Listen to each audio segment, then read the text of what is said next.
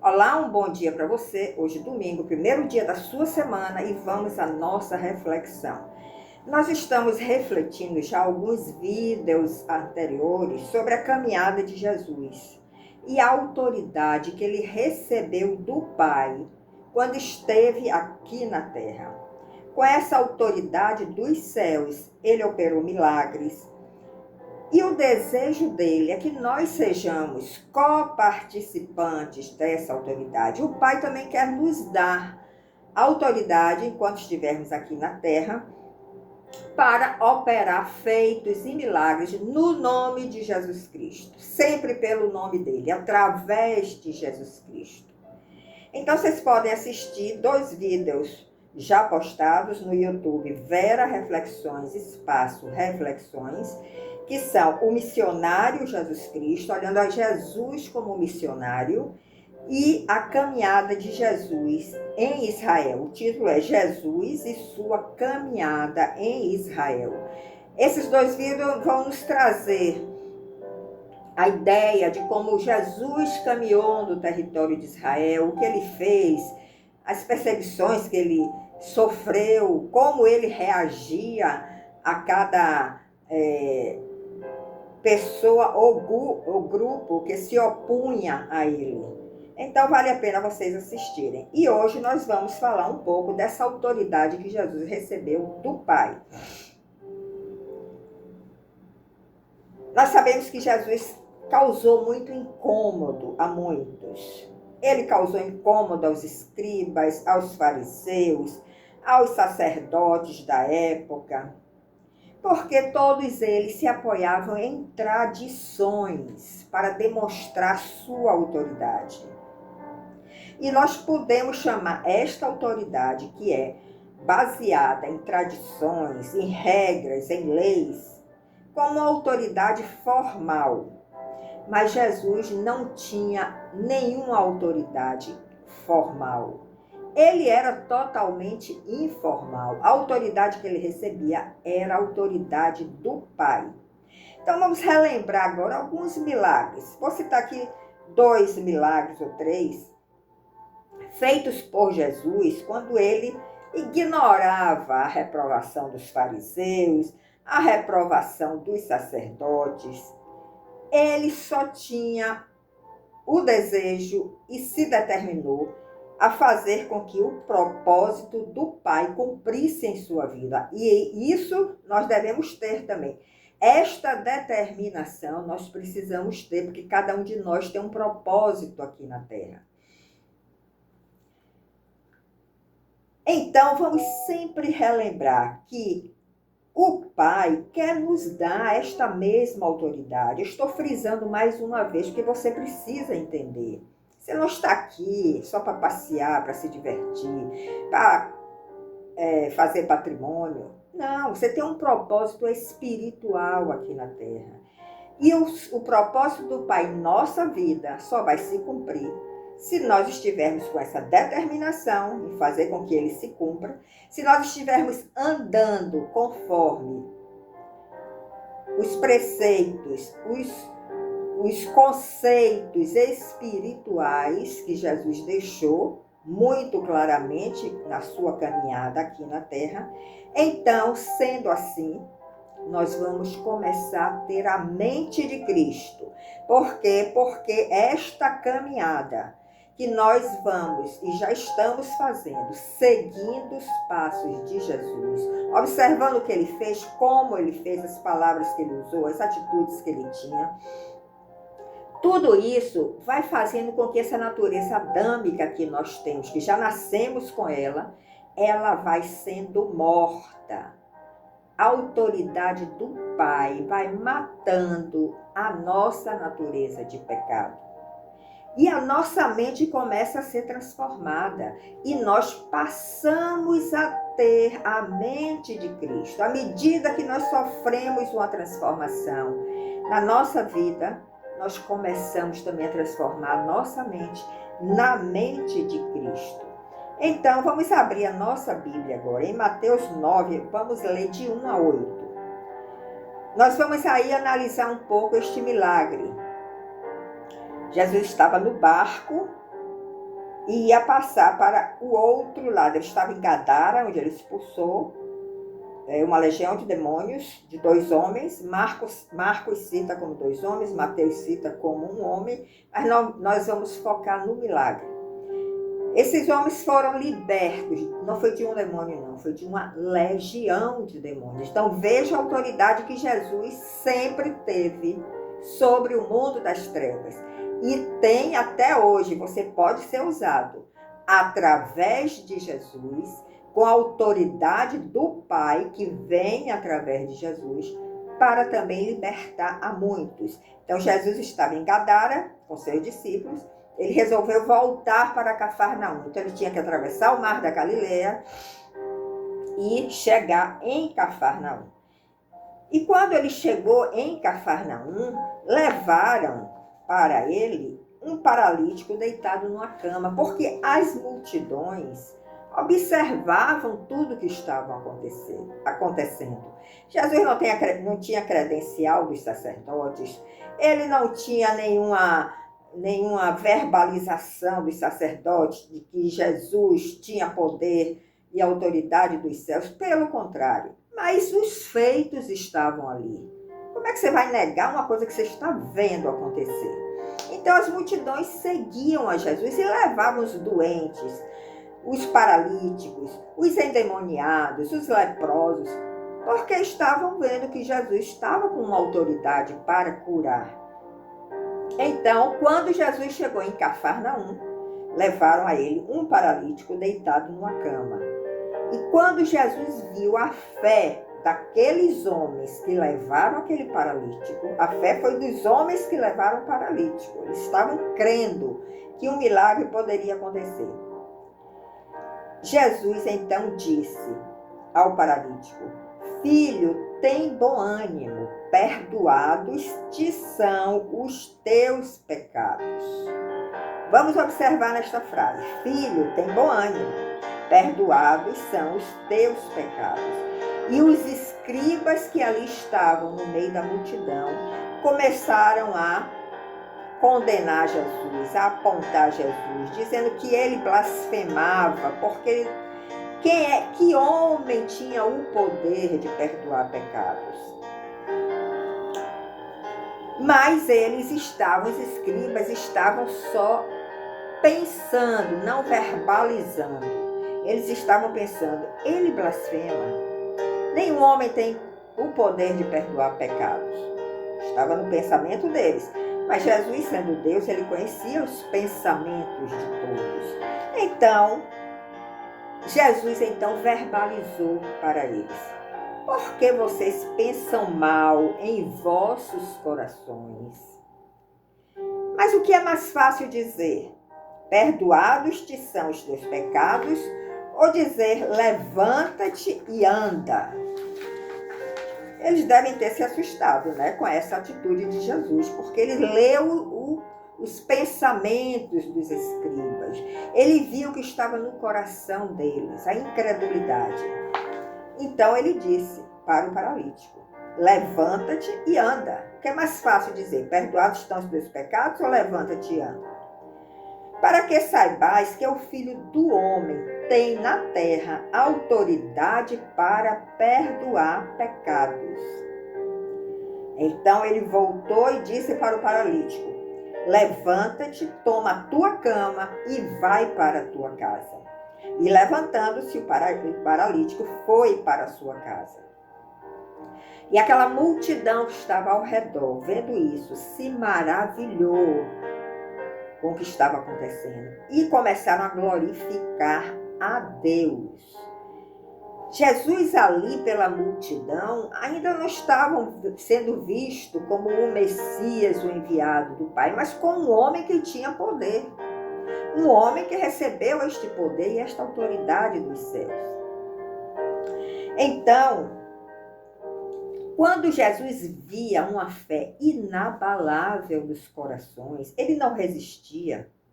Isso aconteceu em outros milagres também, quando ele diz: a tua fé te salvou. Com a mulher do fluxo de sangue, a tua fé te salvou. Com a mulher Sirofenícia, a tua fé te salvou. Eu nunca vi uma fé nem em Israel como a tua. Então, quando ele vê esta fé inabalável em nós, quando ele vê uma certeza de que o Messias, o Filho de Deus, pode operar milagres, ele se comove e ele opera o milagre, como aconteceu naquele tempo que ele esteve aqui na Terra. E uma outra coisa que eu observei neste milagre, e em outros também, vocês podem analisar outros milagres, é quando ele diz: tenha bom ânimo, filho, estão perdoados os teus pecados. Então, vamos nos deter um pouco nesta frase. Quando Jesus diz: tenha bom ânimo, filho, estão perdoados os teus pecados, isso nos dá a entender que aquela enfermidade estava ligada a uma vida pecaminosa. Porque o pecado traz doença para o nosso corpo, traz até morte para o nosso corpo. E traz, às vezes, muitas outras consequências. E nós podemos enumerar várias aqui, como, por exemplo, acabar numa prisão porque cometeu um delito. E o delito você cometeu por causa da sua natureza de pecado.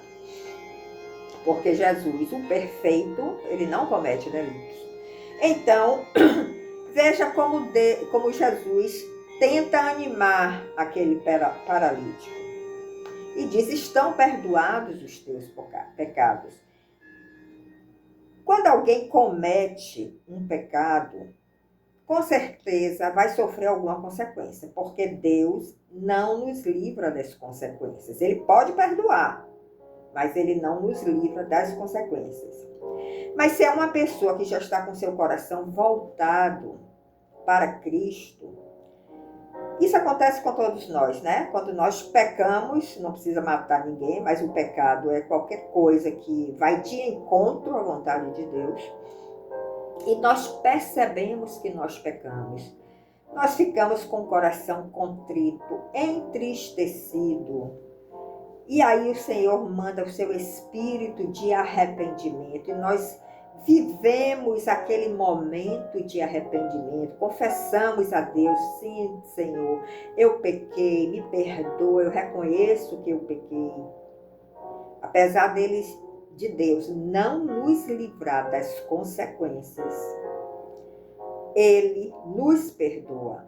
E o fato dele não nos livrar das consequências é uma forma de aprendizado para os seus filhos.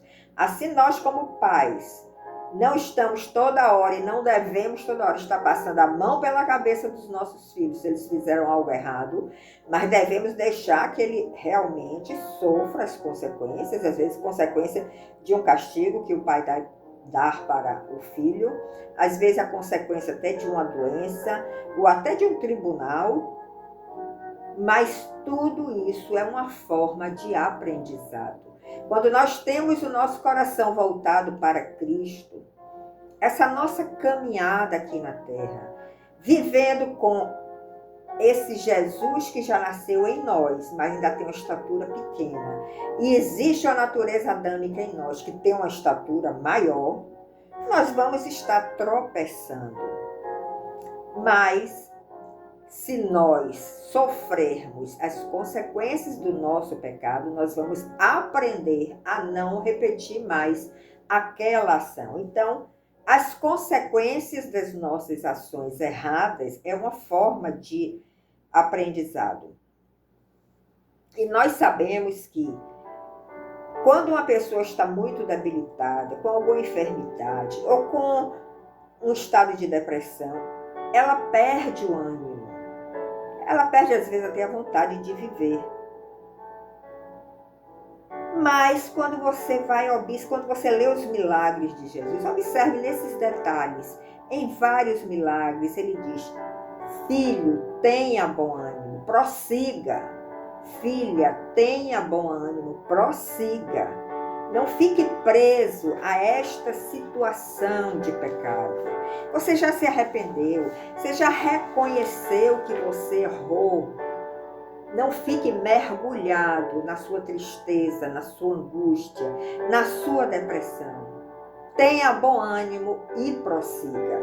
Então, nós vemos que o arrependimento é essencial, né, para que nós prossigamos, porque se você não reconhecer que você pecou, se você não desejar esse espírito de arrependimento, se você não pedir perdão a Deus e ao seu próximo, você não vai conseguir prosseguir, porque você está com orgulho no coração.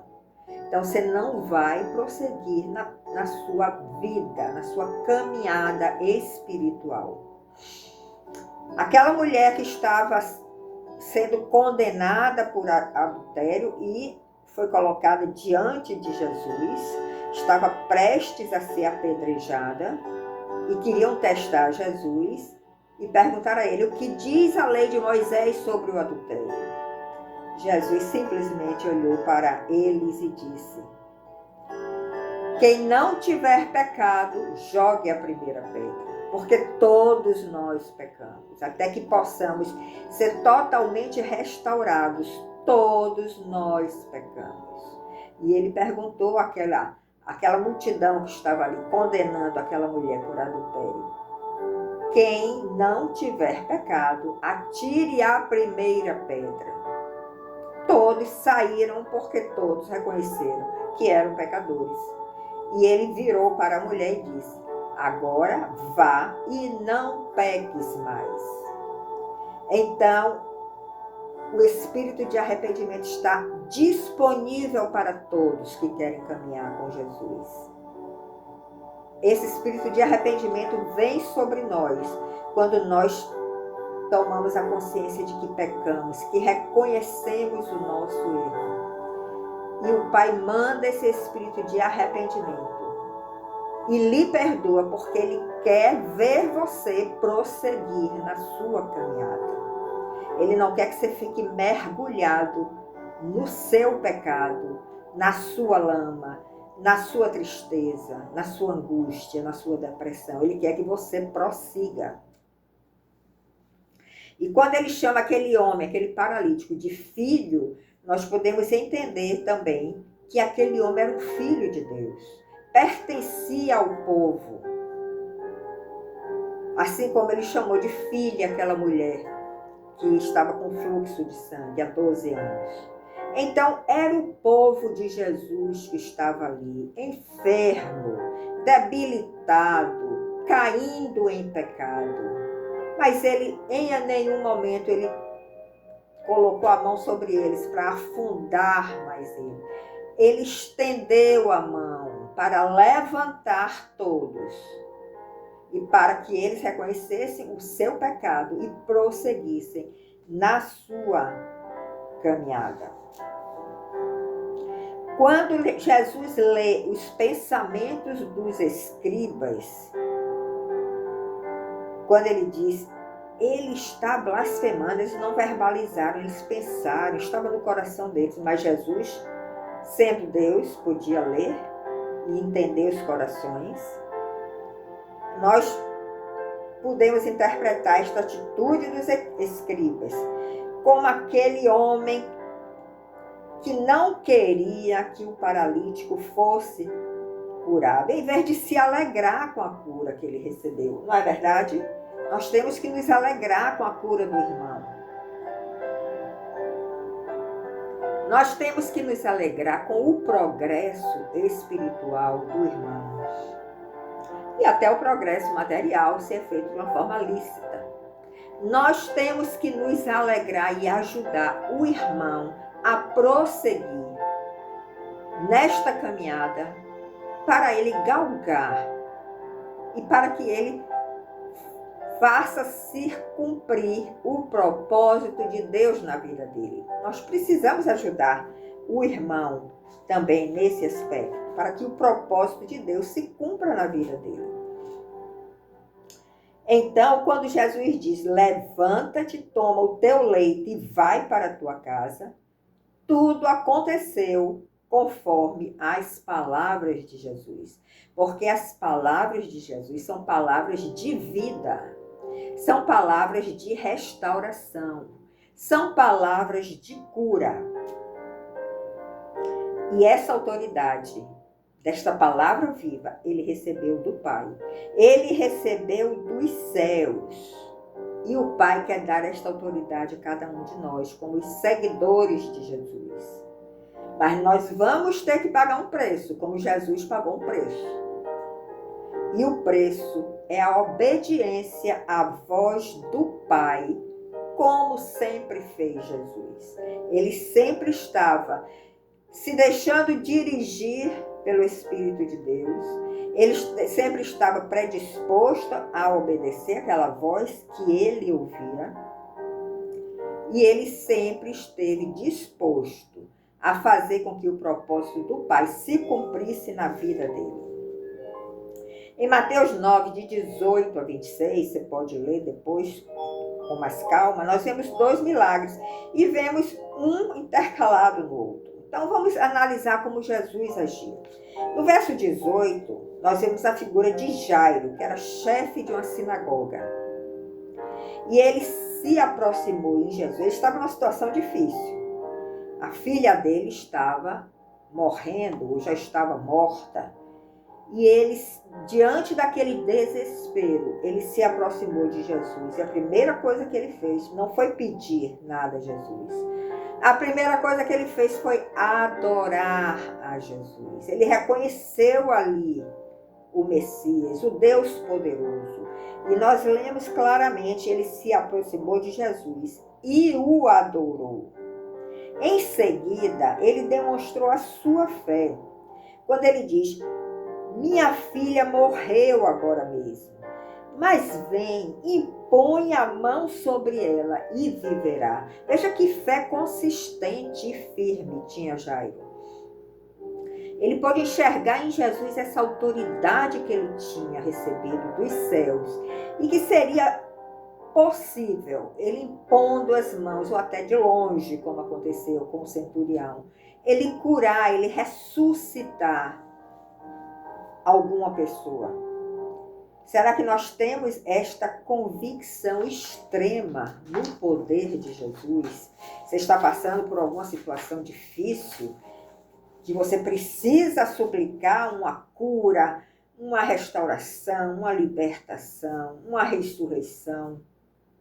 A primeira coisa que nós temos que fazer é como Jairo. Nós temos que nos colocar diante de Jesus e o adorar. E depois mostrar a nossa petição sem nenhuma incredulidade no coração. Se for para o nosso bem, com certeza o milagre acontecerá. Mas será sempre no tempo de Deus, porque o tempo dele é perfeito.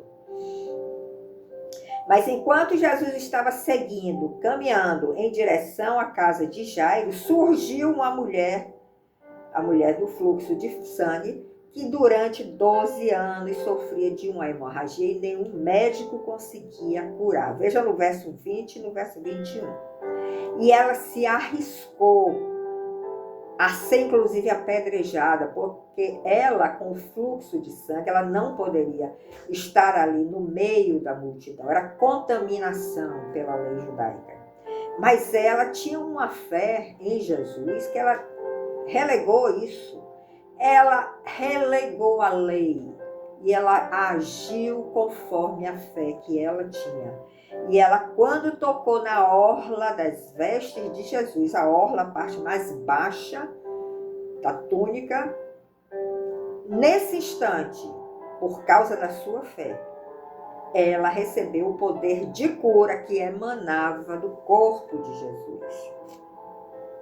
E Jesus diz de novo, ele sentiu que saiu poder. Eu senti que saiu virtude do meu corpo. E ela teve que se identificar. Ele já sabia, mas ela, naquela hora, ela tinha que se identificar.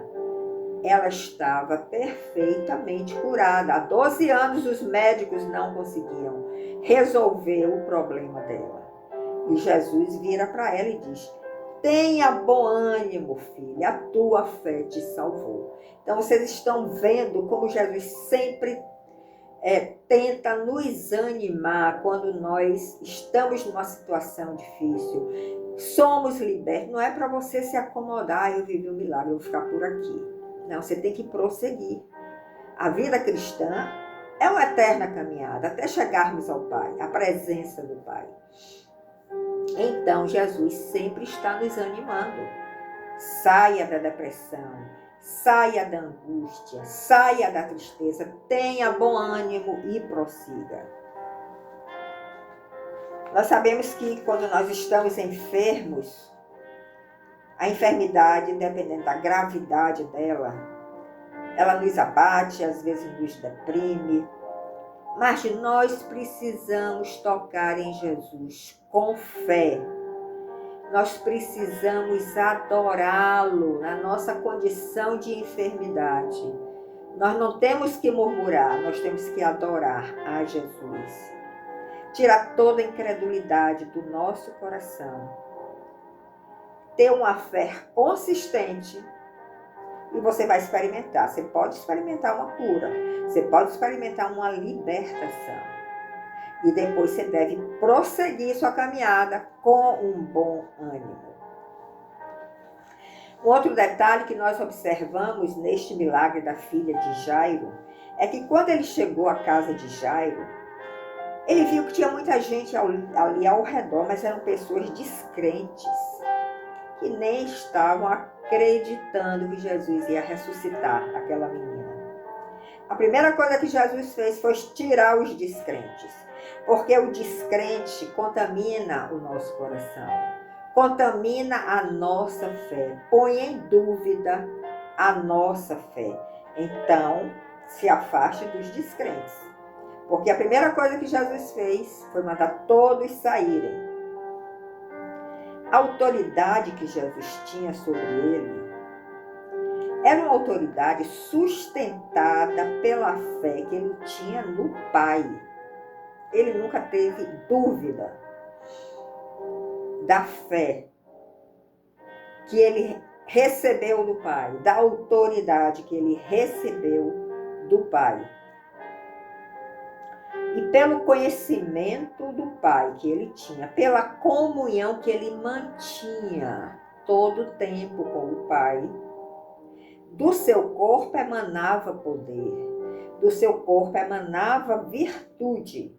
Então veja a importância de nós aumentarmos a nossa comunhão com o Pai. Às vezes nós queremos que coisas aconteçam, mas não estamos nem buscando ao Senhor, não estamos lendo a Bíblia, não estamos meditando na palavra, não estamos sendo transformados para ter a mente de Cristo. Aí nada vai acontecer. Precisamos mudar a nossa atitude. Quando Jesus tomou aquela menina pela mão, ela se levantou e ela reviveu. Então, a autoridade é a capacidade de influenciar ou comandar.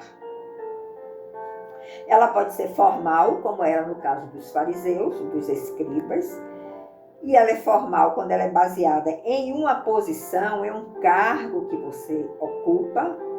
Você está ali revestido da autoridade porque você está ocupando aquele cargo. Mas ela pode ser informal, como era a autoridade que Jesus recebia. A autoridade de Jesus era informal, porque ele não tinha nenhuma credencial para mostrar aos homens do que ela era capaz de fazer.